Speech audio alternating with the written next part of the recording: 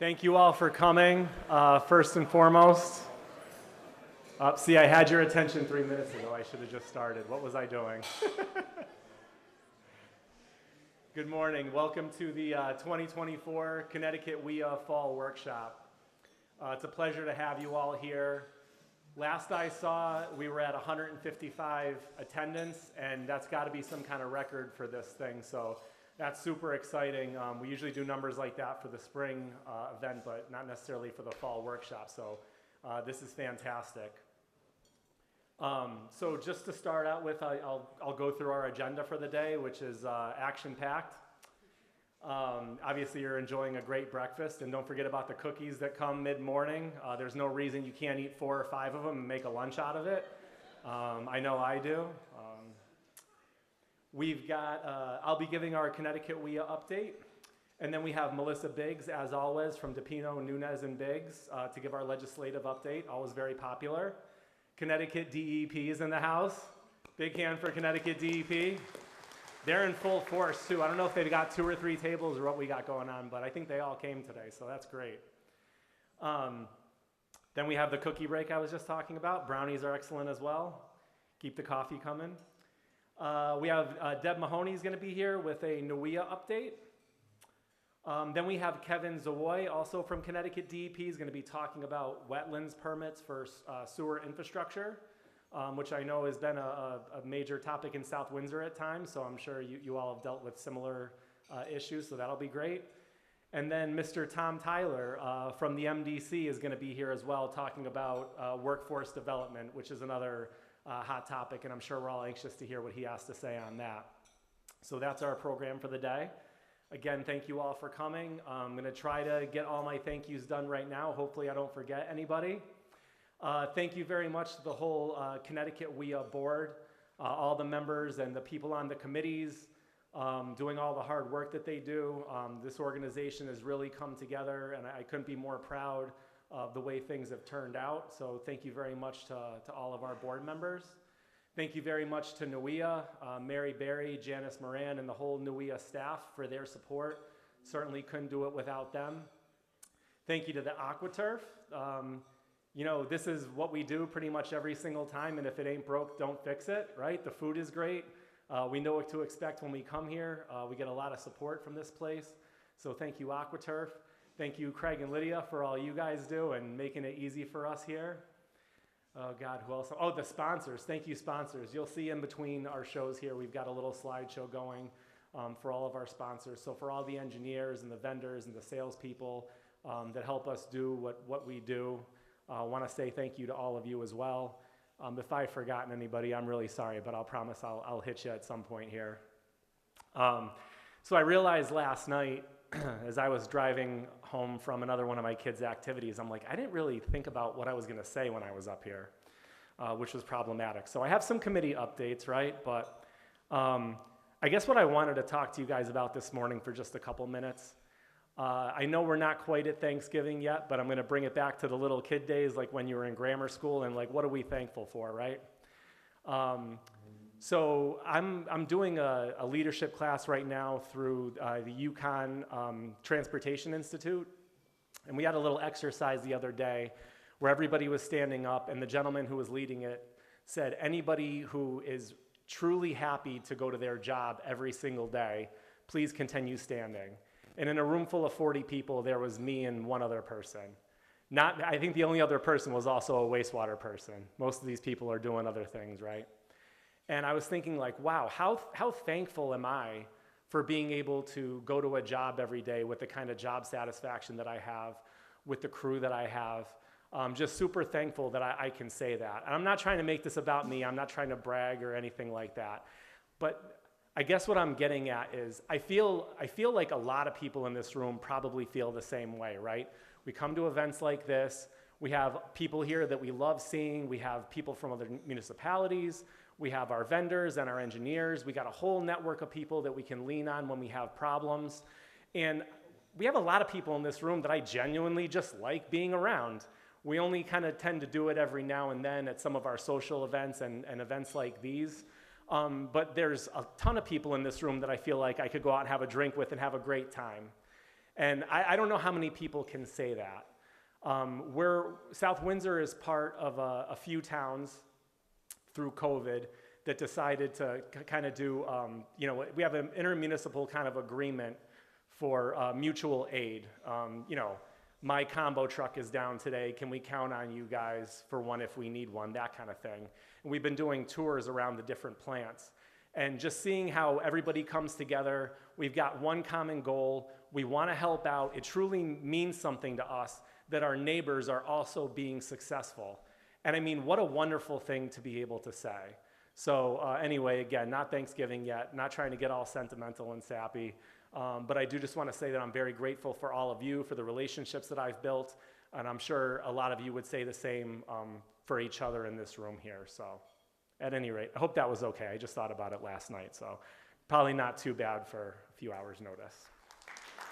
Yeah, see, thank you. I'm very grateful for your applause right now. So with all that being said, hopefully I'm not being too long-winded. I just wanted to go through some of our committee updates. So with membership and engagement, we have Megan Ambrose as the chair, and they're continuing to issue the quarterly newsletter. Be on the lookout for that.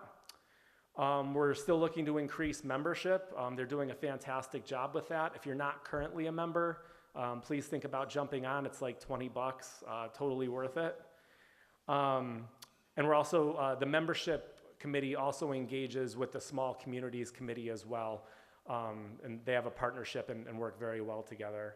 We're looking always for new newsletter content. Something that was done last time is we reached out to see if there was anybody that either wanted to highlight themselves or their plant or an operator that was doing a really fantastic job. So be on the lookout for those emails and make sure that we're really cheering each other on. And we're always looking for suggestions for these events and all of our other events on how we can do things better. So please feel free to share. For social networking and events, the chair is Serdar Umar, and other members are Uday Kara, Nick Rossi, Ray Barr, Neil, I'm going to try to pronounce your last name here properly, Neil Kolakowskis. I don't know if Neil's here or not, but Neil, am I saying that right? Awesome. Nicole Petroza and Jason Nenninger. Usually 4 events that this committee gets involved with throughout the year. The Ski Classic that Ray Barr has always hosted, and not always necessarily huge numbers, but the people that go have a fantastic time always. We had the Yard Goats baseball event. I know that was well attended this year too. Anybody that hasn't had a chance to get out to Hartford and see a Yard Goats game, it's an amazing experience. It's a great ballpark, and seeing it with our wastewater colleagues is even better. And Serdar and the crew did a great job with that again this year. We had the spring joint event with Connecticut AWWA, the river cleanup. I'm sure we'll be planning something like that again in the future. I know that was very successful and everybody had a really good time. There's the Sewer Open, which always sells out. That one kind of speaks for itself. And then there's always the Poo and Brews as well. The Yard Goats event, we had 80 attendees at the Patron Plaza at Duncan Field. Always a very family-friendly event. And the Ski Classic will be around the last week of January, so definitely keep your eye out for that upcoming event. All right, for the Operators Committee, that's chaired by Ted Donahue and vice chaired by Rob Butler. Today we have Nathan Limick from Peterborough, New Hampshire in the house. Nathan, I don't know if you want to stand or wave or let people know. There he is, there's Nathan. Nathan had a very full day yesterday. It sounds like he toured Manchester and Vernon and also the MDC. So Nathan's brain is overflowing with all kinds of positive ideas he's going to bring back to his plant. So that's very exciting. And he's about midway through this event, so there'll be more tours today, I believe, and then also tomorrow. So that's great. I'll be at Suffield on Thursday, and let's see, and Meriden later this afternoon. For anybody that happens to be at one of those plants that's hosting one of these tours, we did just want to say thank you very much for doing that. This is a great experience, and it provides a lot of value, not only for the people that are attending from other states, but for those that are, going on these tours. We got Rob Butler from my plant is attending, and I'm sure he's going to find a lot of interesting things as well. So thank you very much for, being available to host. We have our upcoming operations forum will be here on February 14th. And if there's any confusion, this is what has formerly been known as the Managers Forum.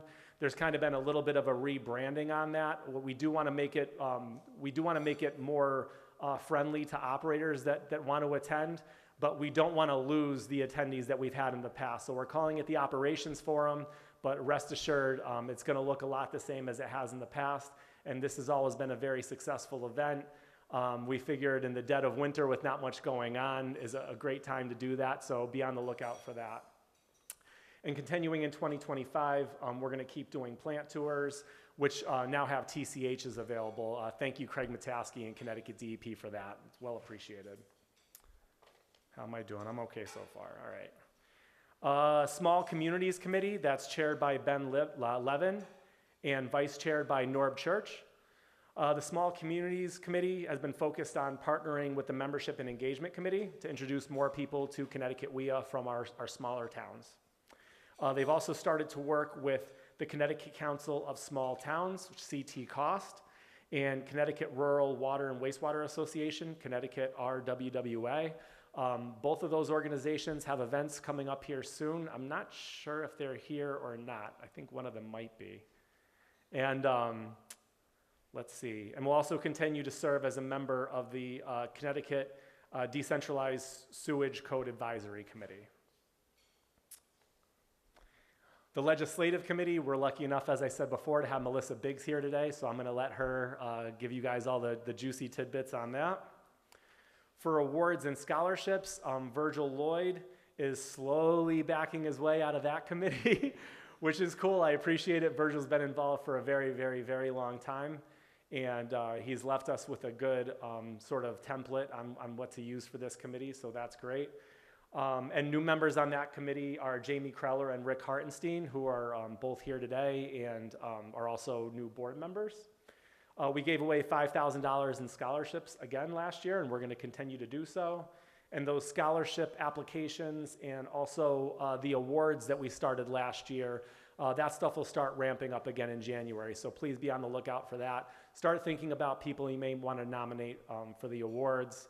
I think we're going to be doing the Yeti Cups again this year. It's not going to be the surprise that it was last year, but they were well received and very cool. So, workshops, trainings, and expos. It's chaired by Larry Murphy. We've got Vanessa Borkowski, who's here today as well, who's joined in and was a huge help in pulling this together. And there's also Brielle, who's not here today, but who typically would be, is also on that committee. And I just want to thank all of them for, again, making this really easy on me. I really appreciate, it takes a lot of effort to kind of pull this stuff together, so really appreciate that. And again, I mentioned the next event will be the Operations Forum.